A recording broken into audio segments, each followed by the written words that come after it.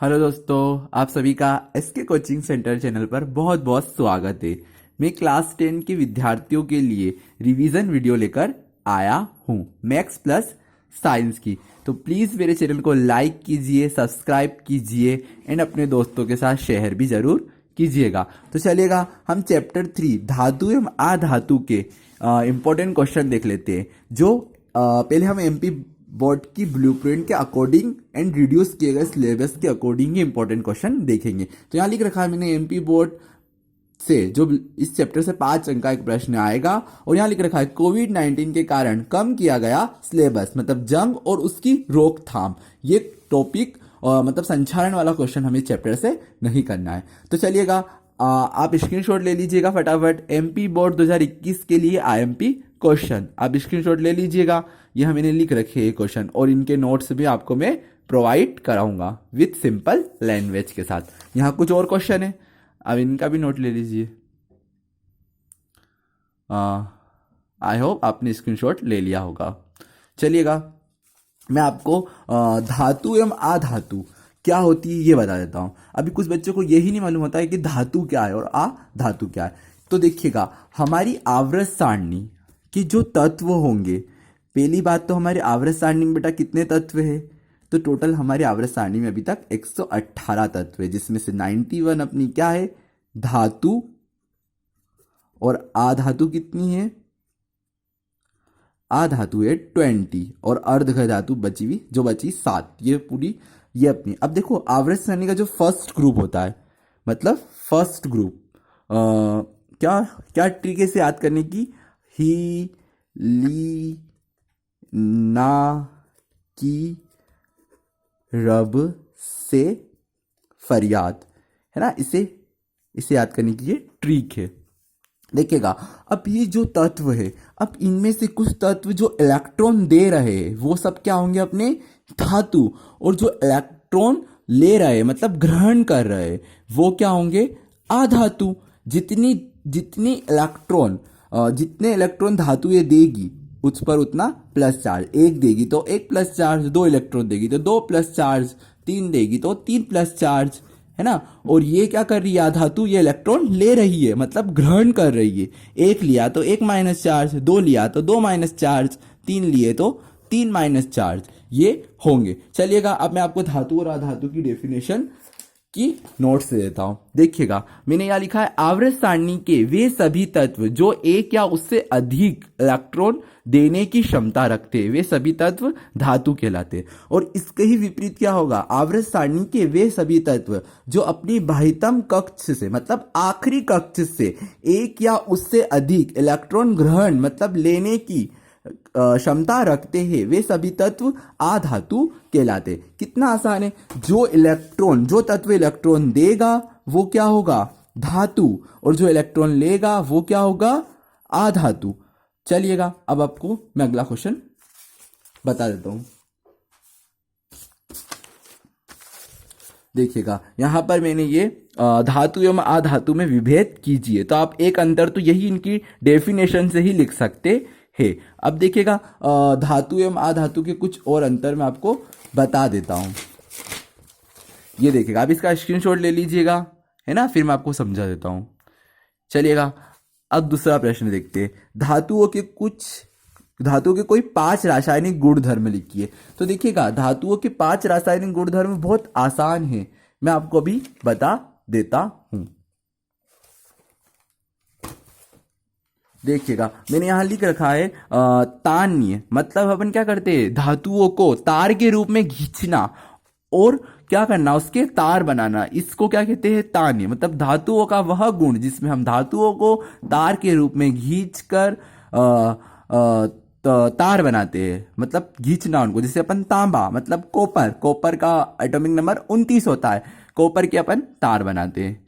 फिर देखो, आघातवर्धनीय मतलब धातुओं का वह गुण जिसमें हम धातुओं को पीट कर क्या बनाते हैं? चादर के रूप में परिवर्तित करते हैं। जैसे जिंक धातु को हम चादर के रूप में परिवर्तित करते हैं, उदाहरण के तौर पे समझे जाए तो। फिर ध्वनिक मतलब धातुओं का वह गुण जिसमें ध्वनि उत्पन्न होती है। जैसे एल्यूमिनियम की कोई धातु है, जैसे कोई घंटी बनी हुई है, अभी मंदिर में घंटी लगी रहती है, अगर हम उसको बजाते हैं तो क्या उत्पन्न होती है? ध्वनि। फिर चमकदार, तो धातुओं का वह गुण जिसमें प्रकाश का परावर्तन हो जाता है, जिससे जैसे एल्यूमिनियम धातु जो भी है, कांच है ना, इससे क्या होता है? प्रकाश का परावर्तन होता है। अब देखिएगा, आप इसके स्क्रीनशॉट यहाँ से ले लीजिएगा, मैंने आपको समझा दिया है। तान, ये मतलब धातुओं को तार के रूप में लंबी खींच कर। चलिएगा, अब मैं आपको अगला क्वेश्चन बता देता हूं। अगला क्वेश्चन क्या है? देखो, उभयधर्मी ऑक्साइड क्या होते हैं, दो उदाहरण दीजिए। अब देखो, आपको पता होगा कि धातु सिर्फ अम्ल से क्रिया करती है। धातु क्या करती है? धातु सिर्फ अम्ल से क्रिया करती है। लेकिन यहां पर अपन ऐसा बोल सकते हैं कि जब धातुएं अम्ल तथा क्षार दोनों से क्रिया करेगी, क्या करेगी? अम्ल तथा क्षार दोनों से क्रिया करके क्या बनाती है? लवण प्लस नमक, पानी, है ना। लवण तो मतलब ये जल हो गया अपना, है ना, ये बनाएगी, तो अपन उसको कहेंगे उभयधर्मी ऑक्साइड। जैसे जिंक ऑक्साइड, उदाहरण के तौर पे देखिए, एल्यूमिनियम ऑक्साइड, है ना, एल्यूमिनियम ऑक्साइड। चलिएगा, मैं आपको बता देता हूं।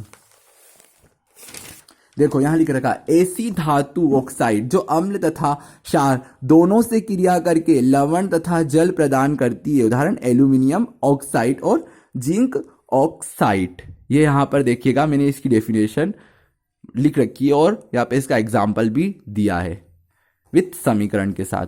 देखिएगा, इस समीकरण को समझ लीजिएगा। देखिएगा, यहां पर मैंने लिखा एल्यूमिनियम, है ना, और एल्यूमिनियम का ऑक्साइड प्लस HCl। यहां पर क्या है? अम्ल भी और क्षार भी है। देखो, आपको थोड़ा पता होगा, एक कार्बन 4 बंध बनाता है, नाइट्रोजन कितने बंध बनाता है? 3 बंध बनाता है। कार्बन 4 बंध बनाता है, नाइट्रोजन 3 बंध बनाता है, हाइड्रोजन 1 बंध बनाता है, ऑक्सीजन 2 बंध बनाता है। ये आप इतना यहाँ पे याद रखना था कि आप इस समीकरण को बैलेंस कर ले। देखिएगा, देखो यहाँ पर में 2 एल्यूमिनियम है ना, और यहाँ पर तो मैंने यहाँ पे 2 एल्यूमिनियम निकाल दिए पहले। तो देखिएगा, यहाँ पर क्लोरीन कितने? 3 दूनी 6, मतलब ये 3 और 2 6, तो यहाँ पर मैं क्लोरीन लिख देता हूं, और देखो यहाँ 3 लगा देता हूं, तो ये अब इसके हो जाएंगे 2 तिया 6, है ना। अब देखिएगा, अपने हाइड्रोजन कितने बच रहे? 3 हाइड्रोजन बच रहे, और ऑक्सीजन 1 बच रहा है। 3 हाइड्रोजन नहीं, 3 दूनी 6, मतलब हाइड्रोजन भी कितने बच रहे अपने? 3 दूनी 6 और 1 ऑक्सीजन। ये अपनी क्रिया कंप्लीट हो गई है। चलिएगा, मैं आपको बता देता हूं। चलो, आप समझ गए होंगे। मतलब जो ऐसी धातु है जो अम्ल तथा क्षार दोनों से क्रिया कर लवण तथा पानी बनाती है, जो जल बनाती है, वे सभी उभयधर्मी ऑक्साइड कहलाती है इस प्रक्रिया को। अब देखिएगा अगला क्वेश्चन। सोडियम को मिट्टी के तेल यानी केरोसिन में क्यों रखा जाता है? तो देखिएगा, सोडियम क्या है? सोडियम बहुत अधिक क्रियाशील धातु है। पहली बात तो ये बहुत मुलायम धातु है, हम इसे चाकू से काट सकते हैं। काय से काट सकते हैं? चाकू से। देखिएगा, सोडियम का एटॉमिक नंबर होता है 11। देखना, तो ये हम खुले में रख देंगे, मतलब तो ये क्या करेगी? वातावरण में जो ऑक्सीजन है ना, उससे क्रिया करके क्या बनाएगी? आग उत्पन्न कर देगी, कुछ भी नहीं बनाएगी, जिसके कारण हम इसे मिट्टी के तेल में रखते हैं। देखिएगा, यहां लिख रखा है मैंने, सोडियम अधिक क्रियाशील धातु है जो खुले में रखने पर ऑक्सीजन के साथ क्रिया करके आग उत्पन्न करती है। चलिएगा, अगला क्वेश्चन देखिएगा, फटाफट देखिएगा वरना वीडियो बहुत लंबी हो जाएगी। आयनिक यौगिकों के गलनांक उच्च क्यों होते हैं? है ना, प्लेटिनम और सोने चांदी का उपयोग आभूषण बनाने में क्यों किया जाता है? देखो, आयनिक, चूंकि प्रबल अंतरक आयनिक आकर्षणों को तोड़ने के लिए ऊर्जा की प्राप्त मात्रा की आवश्यकता होती है, इसलिए आयनिक यौगिकों के गलनांक उच्च होते हैं। अब देखिएगा, दूसरा क्वेश्चन बता देता हूं मैं आपको यहीं पर है। देखो, प्लेटिनम और ये जो है ना, इसका उपयोग आभूषण बनाने में हम इसलिए करते हैं क्योंकि प्लेटिनम तथा सोना चांदी का उपयोग आभूषण बनाने में इसलिए किया जाता है क्योंकि इसकी ध्वतिक चमक, मैंने बताया ना, धातुओं का वह गुण जिसमें वो चमके, ध्वतिक और आघात वर्धनीय एवं तान्य धातु है, ये अभिक्रियाशील धातु है। ठीक है, अब ये लिखा हुआ है एल्यूमिनियम अधिक क्रियाशील धातु है, फिर भी इसका उपयोग खाना बनाने वाले बर्तन बनाने के लिए किया जाता है ना। तो एल्यूमिनियम को वायु में खुला छोड़ देने पर उसकी सतह पर एल्यूमिनियम के ऑक्साइड की एक पतली परत बन जाती है ना। हम एल्यूमिनियम को क्या करेंगे, वायु में खुला छोड़ेंगे तो ये इसकी सतह पर क्या होगा, ऑक्सीजन की एक परत बन जाएगी, इसके ऊपर ऑक्सीजन आ जाएगी जो रक्षक की तरह काम करती है, जो धातु को अधिक क्षति होने से रक्षा करती है। इसलिए एल्यूमिनियम धातु से बर्तन बनाए जाते हैं। देखो अब यहाँ पर गर्म जल का टैंक बनाने में तांबे का उपयोग होता है परंतु लोहे का नहीं, क्योंकि देखो कॉपर जो है अपना नीला थोता है ना, नीला थोता भी कहते हैं, मतलब जब ये सल्फर के साथ रहता है, CuSO4 ऑब्जेक्टिव में कई बार पूछा जाता है।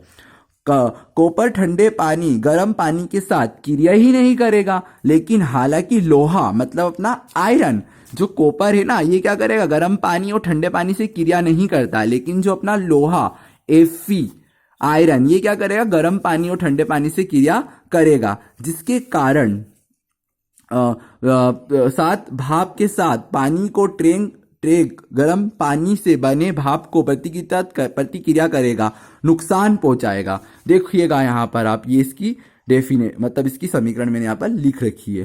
देखो मैं आपको समझा देता हूँ। देखो यहाँ पर मैं अगर इसको मतलब अपने लोहे को लेता हूँ प्लस H2O, देखिएगा है ना। अब इसको देखो यहाँ पर मैंने 4 लगा दिया, यहाँ भी मैंने 4 लगा दिया। अब इसको मतलब इसको पता ही है आपको कि एक कार्बन 4 बनाता है, हाइड्रोजन 1 बनाता है, ऑक्सीजन 2 बनाता है, नाइट्रोजन 3 बनाता है। तो देखिएगा यहाँ पर ये आयरन कितने अपने 4 है। देखो अब ये इसके ऑक्साइड बनाएगा तो ये कैसा होगा, Fe, और ये ऑक्सीजन कहाँ, यहाँ आके इससे जुड़ जाए।